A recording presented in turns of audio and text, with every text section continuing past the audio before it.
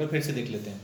ठीक है, ये बैटरी का एक है ना शेप होता है। अब देखो, अगर हमने क्या किया है, एक बड़ी डंडी और एक छोटी डंडी को बनाकर, ठीक है, पॉजिटिव नेगेटिव लगा दिया, तो बेटा वो सेल को डिनोट करता है। ठीक है, अगर इसी बड़ी और छोटी डंडी के बीच में हमने छोटे छोटे एच बनाकर, है ना, एच में भी कैसे बनाना है, ये बड़ी वाली लाइन है तो इधर छोटी फिर बड़ी, छोटी फिर बड़ी, छोटी बड़ी, फिर छोटी लाइन, है ना। तो ये पॉजिटिव नेगेटिव सेम ही टर्मिनल रहेंगे, तो ये बैटरी को डिनोट करेगा। ठीक है, अब हमारे घर के अंदर इस तरीके का स्विच होता है, यहाँ बटन होता है हमारा, है ना, स्विच ऑन स्विच ऑफ करते हैं उसी तरीके से। ठीक है, इसे अपन बोलते हैं की। ठीक है, इस तरीके से, है ना, ब्रैकेट्स के बीच में। अगर इसमें डॉट नहीं लगाया हुआ है तो की ओपन है, की ओपन का मतलब स्विच ऑफ है। ठीक है, और अगर हमने डॉट लगाया हुआ है तो की ऑन है। ठीक है, आगे बात समझो, इसे क्लोज्ड की बोलते हैं, क्लोज्ड की। ठीक है, इसे ओपन की बोलते हैं, हम इसे क्लोज्ड की बोलते हैं। ठीक है, तो स्विच ऑन स्विच ऑफ हो गया। अब अगर हमें वायर जॉइंट करना हो तो हम क्या करते हैं, ये वायर छीला यहाँ से, इस वायर को भी छीला और इसको जॉइंट कर दिया, और क्या लगा दिया, इस पर टेप लगा दी। इसी तरीके से जॉइंटेड वायर्स को शो किया जाएगा डॉट से। ठीक है, अब जॉइंटेड वायर्स में उसी तरीके से वायर अलग अलग एक दूसरे के ऊपर ऐसे नॉर्मली भी हो सकते हैं, वही वायर के ऊपर इंसुलेशन होती है इसलिए शॉर्ट सर्किट होने के चांसेस तो होते नहीं है। अब हमने क्या किया, क्रॉसिंग वायर को अगर शो करना है, क्रॉसिंग मतलब एक वायर ये पड़ा है, एक इसके ऊपर यूं पड़ा है ना, इन पे रबर तो होता ही है, तो रबर की वजह से क्या होता है, एक दूसरे से टकराते नहीं है ये, है ना, रबर से ऐसे टकराते नहीं है। तो ये वायर है, इसके ऊपर इस तरीके से क्रॉस करते हुए वायर, तो इसे क्रॉसिंग वायर बोलते हैं।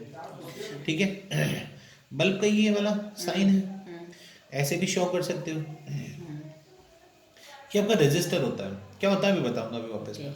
ठीक है, ये आपके वेरिएबल रेजिस्टर के लिए। ठीक है, कि रेजिस्टर और उस पर एरो लगा दो, नहीं हो तो रेजिस्टर उस पर इस तरीके से एरो ले लो, ऐसे लेकर यूं एरो ले लो। ये आपका एमीटर के लिए, ये वोल्ट मीटर के लिए। एमीटर क्या करता है, करंट मेजर करता है, वोल्ट मीटर पोटेंशियल डिफरेंस या फिर वोल्टेज को मेजर करता है। चलते हैं आगे। ठीक है, अगले लॉ की तरफ। ठीक है, लॉ, ओम्स लॉ। ठीक है, ओम्स लॉ। देखो ओम्स लॉ क्या कहता है, बहुत ही मतलब अगर देखा जाए तो बड़ा ही सिंपल लॉ है, लेकिन इसे कंडीशनल लॉ भी बोला जाता है। ठीक है, क्या बोला जाता है, कंडीशनल लॉ भी बोला जाता है। सर कंडीशनल लॉ क्या होता है, जिसमें कोई कंडीशन लागू हो जाए। ठीक है, जिसमें कोई कंडीशन लागू हो जाए उसे कंडीशनल लॉ बोलते हैं। तो सर ये है क्या, तो बेटा देखो, जैसे मान लेते हैं ये एक कंडक्टर है, क्या एक कंडक्टर है, कंडक्टर का मतलब वायर है मान लेते हैं, है ना, कंडक्टर बोले जाएंगे हमेशा यार, अपना वायर को अपन कंडक्टर बोलेंगे। ठीक है, तो भाई ये वो एरिया है बेटा जहां से इलेक्ट्रॉन्स फ्लो कर सकते हैं, है ना, इधर से ये वाला एरिया। ठीक है, तो इन दोनों एंड्स के बीच में, इन दोनों एंड्स के बीच में कोई ना कोई पोटेंशियल डिफरेंस होगी या नहीं होगी, होगी। पोटेंशियल डिफरेंस यानी इन दोनों एंड के बीच में एक पोटेंशियल डिफरेंस यानी कि वोल्टेज होगी, और इसमें कोई करंट फ्लो हो रहा होगा। ठीक है, तो बेटा ओम अंकल ने क्या बोला था, तो ओम जी ने बोला था कि V जो है ना वो डायरेक्टली प्रोपोर्शनल होता है I के। Sir what do you mean by directly proportional, it means कि if V increases then I also increases, and if V decreases I also decreases। ठीक है, इसका डायरेक्ट प्रोपोर्शनैलिटी है ये, इसका मतलब। सर अगर हम ऐसे डायग्राम बना के आ जाए तो नंबर नहीं मिले लिखने के। देखो अब इसका मतलब आप कैसे समझ सकते हो, जैसे मान लेते हैं, ठीक है, कि पेट्रोल या फिर डीजल की रेट बढ़ रही है। ठीक है, तो आप लोग अगर स्कूल जाते हो वैन से, तो वैन वाला भी आपकी रेट बढ़ा देगा। इसे बोलते हैं डायरेक्ट प्रोपोर्शनल। ठीक है, तो भाई इसी को शो करेंगे कि V जो है डायरेक्टली प्रोपोर्शनल होता है I के। अगर ऐसा है तो इसको हम I के नीचे लेकर, I को V के नीचे लेकर आएंगे, तो V को I के नीचे लेकर आएंगे। जब भी इसे अपॉन में लेकर आएंगे तो इस कांस्टेंट का कुछ ना कुछ तो करना पड़ेगा, तो इसे हम इक्वल में चेंज कर कर इस प्रोपोर्शनल को कांस्टेंट में चेंज करेंगे। ठीक है, तो जब भी इनका रेशियो लिया जाएगा तो ये प्रोपोर्शनल का साइन किस में चेंज हो जाता है, कांस्टेंट में। कांस्टेंट का मतलब जो हमेशा फिक्स रहे। ठीक है, यानी कि V और I का रेशियो हमेशा क्या रहता है, कांस्टेंट रहता है। ठीक है, इसके ग्राफ से क्वेश्चन पूछ लेते हैं तो वहां पर हमें कांस्टेंट प्रूव करना पड़ता है। ठीक है, तो V अपॉन आई जो है कांस्टेंट की इक्वल है, इस कांस्टेंट को हमने बेटा R माना। R मतलब रेजिस्टेंस क्या होता है अब समझाऊंगा। तो ये आई ऊपर चला जाएगा तो V is equal to I R. तो हमें यहाँ रखना है कि ओम्स लॉ वीर होता है। ओम्स लॉ वीर होता है, बड़े ही प्यार से याद रखना है। ओम्स लॉ वीर होता है, तो इससे तीन फॉर्मूले बन सकते हैं। V is equal to I R, I is equal to V upon R और R is equal to V upon I. तीन फॉर्मूले एक ही फॉर्मूले से, इसलिए आपको मेन ये वाला याद रखना है। वैल्यू पुट करके वैल्यू पुट करके अपन आराम से निकाल सकते हैं। चलो सर ये तो समझ में आ गया, ठीक है। फिर भी रेजिस्टेंस होता क्या है ना। तो अभी हमने एक इस तरह का एक शेप देखा था, ये रेजिस्टर ही है। इधर देखो, जैसे मान लेते हैं किसी वायर से, ठीक है, किसी वायर से इलेक्ट्रॉन्स फ्लो हो रहे हैं, ठीक है। तो बेटा जब ये इससे फ्लो होते हैं ना, तो ये जो वायर है ये क्या करता है, इन इलेक्ट्रॉन्स को फ्लो होने से रोकता है। अच्छा, खुद ही रोकता है अपनी इच्छा से। इलेक्ट्रॉन्स को फ्लो होने से क्या करता है, ये रोकता है। तो ये एक प्रॉपर्टी है, क्या है प्रॉपर्टी, किसकी है, वायर की। एक प्रॉपर्टी है वायर की कि ये इससे फ्लो होने से रोके। तो it is a property of a wire to resist the flow of charges. रोकना होता है, रेजिस्ट का मतलब रोकना होता है, ठीक है। तो ये रेजिस्ट करेगा, ठीक है, इससे इलेक्ट्रॉन्स के फ्लो को, ठीक है, रुकाव मिलेगा यहाँ पर, ठीक है। इसी प्रॉपर्टी को रेजिस्टेंस बोला जाता है। क्या बोला जाता है, रेजिस्टेंस। तो R का मतलब यहाँ पर रेजिस्टेंस ही है, सॉरी रेजिस्टेंस, ठीक है। इसकी SI यूनिट जो होती है वो होती है ओम। ये जो साइन है ये ओम है, तो इसकी SI यूनिट है ये, ठीक है, याद हो जाएगी।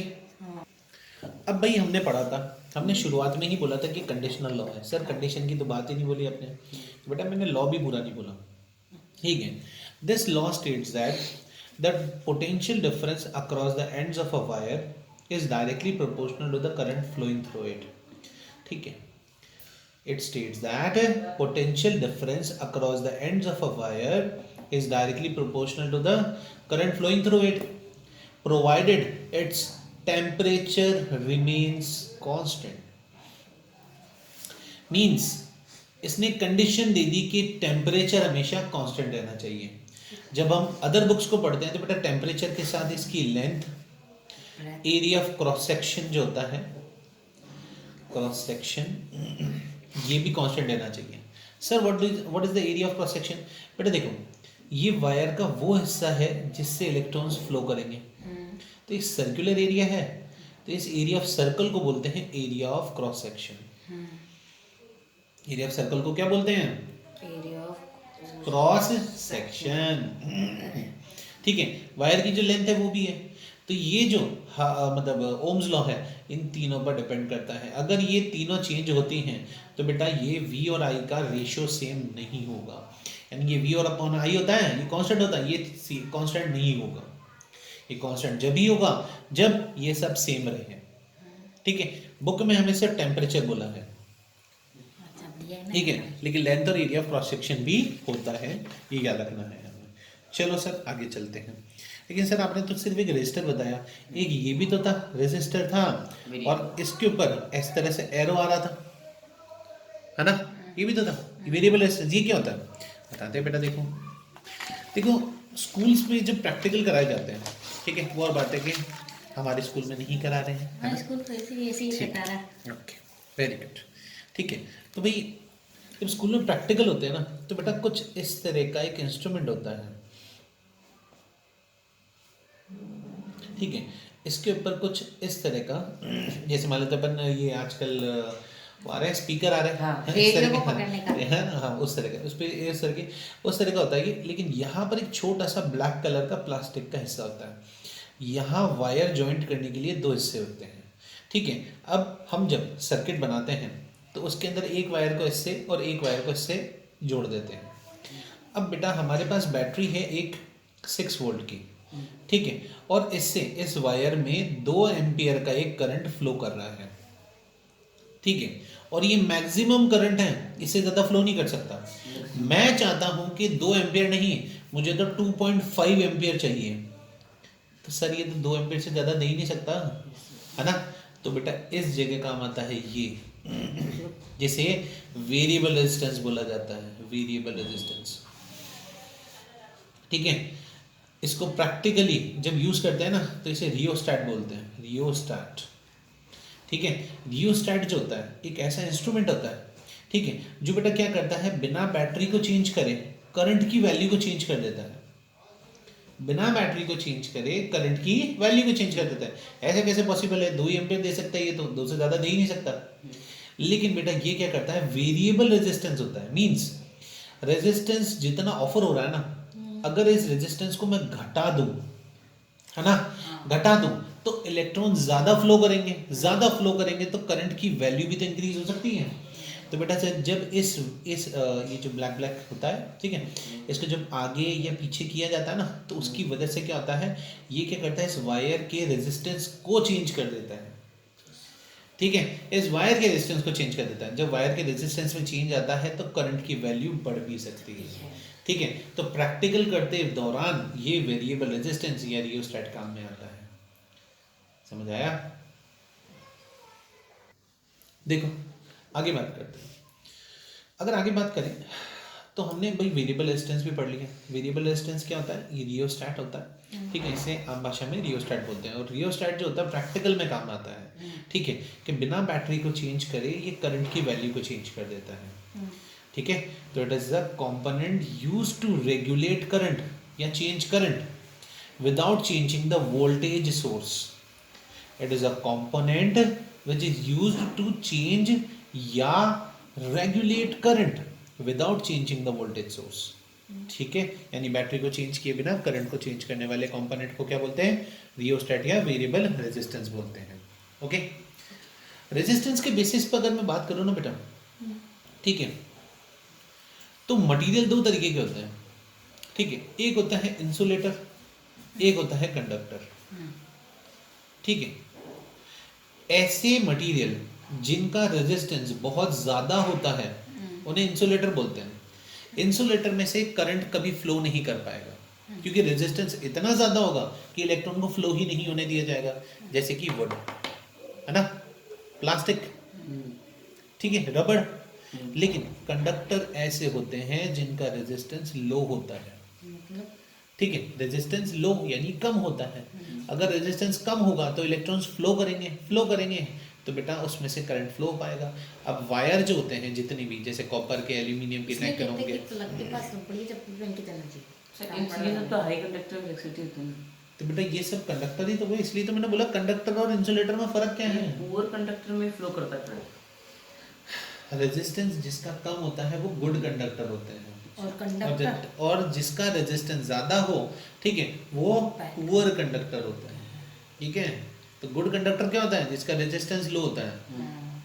पुअर कंडक्टर क्या होता है, जिसका रेजिस्टेंस हाई होता है। एग्जांपल क्या याद रखना है हमें, इसमें वुड और इसमें हमें जो भी हमारे भाई वायर्स होते हैं जैसे कॉपर हो गया, तो रेजिस्टेंस लो होगा तभी करंट फ्लो होगा। हाँ, अदरवाइज ठीक है। यहाँ से अपन आगे की ओर चलेंगे। ठीक है, तो हम एक 1 वोल्ट को पढ़ लेते हैं।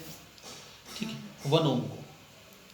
ठीक है, 1 ओम क्या होता है, तो हमने अभी पढ़ा था कि आर जो होता है वो V/I होता है। ठीक है, इसकी ऐसा यूनिट रेजिस्टेंस की कितनी है, 1 ओम। इसकी कितनी है, 1 वोल्ट। और इसकी कितनी है, 1 एम्पियर। करंट है वो। ठीक है, तो इसको डिफाइन कैसे करेंगे, इस 1 ओम को डिफाइन कैसे करेंगे। When 1 volt of meter passes through 1 ampere। नहीं बेटा, ठीक है, इसका नहीं, फॉर्मूला था जो वो बताने कि इसका फॉर्मूला नहीं बेटा, इसे डिफाइन करना है। डिफाइन करना है जिससे पहले की थी। when छोड़ो resistance छोड़ो, देखो एक कंडक्टर है, ठीक है, तो इस कंडक्टर के अगर दोनों एंड्स के बीच अगर पोटेंशियल डिफरेंस 1 वोल्ट हो और इसमें से फ्लो हो रहा करंट 1 एम्पियर हो, देन इसमें रेजिस्टेंस 1 ओम होगा। ठीक है, तो इंग्लिश में कैसे बोलेंगे, if the potential difference across the ends of a conductor is 1 volt and the current through it is 1 ampere, then the resistance of the conductor will be 1 ohm. ठीक है, तो यानी कि इसी से ही इसे डिफाइन करने की कोशिश करनी है, फॉर्मूले से ही डिफाइन करने की कोशिश करें जितनी ही अच्छे हो। बिना फॉर्मूला के अब आते हैं नेक्स्ट टॉपिक पर, जिसे हम लोग बोलते हैं फैक्टर्स। तो ये है बेटा factors on which resistance depends, यानी कि कौन कौन से फैक्टर्स है जिस पे रेजिस्टेंस डिपेंड करता है। देखो, तो resistance of a conductor is directly proportional to the length of the conductor. Resistance of a conductor is directly proportional to the length of the conductor. It means कि अगर length increase होगी किसी conductor की तो उसका resistance भी बढ़ेगा, और लेंथ गिरेगी तो इसका तो भी गिरेगी, रेजिस्टेंस भी कम होगी। Yes second, resistance is inversely proportional to the area of cross section. Area of cross section, ठीक है। एरिया ऑफ क्रॉस सेक्शन अभी मैंने पहले बताया था कि जैसे ये वायर है तो ये जो सर्कुलर एरिया होगा जिससे इलेक्ट्रॉन्स फ्लो करेंगे ये इसका एरिया ऑफ क्रॉस सेक्शन होगा, ठीक है। तो रेजिस्टेंस जो है इस एरिया ऑफ क्रॉस सेक्शन के क्या होता है, इनवर्सली प्रोपोर्शनल होता है। इसका मतलब क्या है सर, इसका मतलब है बेटा अगर एरिया इंक्रीज होता है ना तो ये डिक्रीज हो जाता है। यानी इससे हम कह सकते हैं कि अगर कोई मैंने मोटा वायर लिया और एक पतला वायर लिया, ठीक है, तो मोटे वायर का एरिया ज़्यादा होगा, एरिया ज़्यादा होगा तो रेजिस्टेंस कम होगा, रेजिस्टेंस कम होगा तो फ्लो अच्छे से करेगा करंट, अच्छा है ना। और अगर पतला वायर लिया, ठीक है, तो बेटा एरिया कम होगा, तो रजिस्ट्रेशन है ना, ज्यादा लगेगी, तो रेजिस्टेंस क्या हो जाएगा, ज़्यादा हो जाएगा। रेजिस्टेंस ज़्यादा हो जाएगा तो करंट उसमें से कम फ्लो करेगा, अब ये बिल्कुल सही है। ठीक है। इसीलिए हम एसी के लिए क्या करते हैं, अलग से मोटे वायर का कनेक्शन करवाते हैं, Yes, yes. ठीक है, क्योंकि एसी की कनेक्शन की उसको बहुत ज़्यादा करंट चाहिए, बहुत ज़्यादा करंट चाहिए तो हमें मोटे वायर लेना पड़ेगा जिसका एरिया ज़्यादा हो, प्लास्टिक की तो बट मोटे वायर होते वो, ठीक है ना। उसमें हमें मोटा वायर लेना पड़ेगा। मोटा वायर लेने की वजह से क्या होगा, जब वो ज़्यादा करंट खींचेगा तो बेटा ये जो वायर है, ठीक है, अगर मान लेते हैं ये वायर पतला है तो बेटा ये क्या होगा, इतना गर्म हो जाएगा कि अपने आप ही टूट जाएगा, ठीक है। ये ऐसा ना हो इसीलिए क्या किया जाता है, मोटा वायर लिया जाता है, ठीक है। तीसरा, ये नेचर ऑफ मटेरियल पर भी डिपेंड करता है, हाँ, यानी मटेरियल किस तरीके का है उस पर भी डिपेंड करता है। सो नेचर मीन्स बेटा जैसे कि अभी मैंने बताया था इंसुलेटर है, कंडक्टर है, उस पर भी डिपेंड करता है कि भाई ये इसका नेचर क्या होगा। तो अगर मैं इसे कंबाइन करूँ, ठीक है, अगर मैं इसे कंबाइन करूँ तो मुझे क्या मिलेगा, तो मुझे मिलेगा resistance is directly proportional to the length, resistance is inversely proportional to A, combining both we get resistance is directly proportional to L upon में ए, ठीक है। अब मैंने प्रोपोर्शनल पहले भी साइन हटाया था तो उस जगह क्या आया था, कोई कांस्टेंट आया था, तो क्या आया था, कांस्टेंट इक्वल्स टू आया था, तो यहाँ लगाएंगे बेटा एक कांस्टेंट, उसकी जगह R, constant into L upon A, अच्छा ठीक है। हर जगह कांस्टेंट की वैल्यू चेंज होती है। हमारी बुक में इस कांस्टेंट की वैल्यू जो है ना, ठीक है, वो दिए बेटा रो, क्या दिए, रो, कुछ इस तरीके से यूं, ठीक है, रो इनटू एल अपॉन ए, ठीक है। ये क्या है, रो, RHO, ठीक है, इसका मतलब होता है रेजिस्टिविटी, रेजिस्टिविटी। नाम इसके याद करते करते भूल जाऊंगी। इसीलिए बेटा रेगुलर प्रैक्टिस के साथ में इलेक्ट्रिसिटी चैप्टर की प्रैक्टिस हो सकती है, अदरवाइज तो ये अगर आप चैप्टर सोचोगे कि हाँ थोड़ा पढ़ रहे हैं, एंड के अंदर जाओगे ना तो ये तो अभी कम फॉर्मूले हैं, एंड में जाओगे तो अभी 10 फॉर्मूले और ऐड हो जाएंगे इसमें। न्यूमेरिकल्स कहाँ से सॉल्व करें, इसकी न्यूमेरिकल्स तो किताब बुक से कर लो, इतना ही बहुत है, पास हो जाओगे बोर्ड में, ठीक है। ठीक है, अब इधर देखो, तो ये होती है रेजिस्टिविटी, ठीक है। तो हमारा फॉर्मूला क्या बना, R is equals to rho into L by A, ठीक है। लिखा है चैप्टर में तो ऐसे ये समझ में आया? ऐसा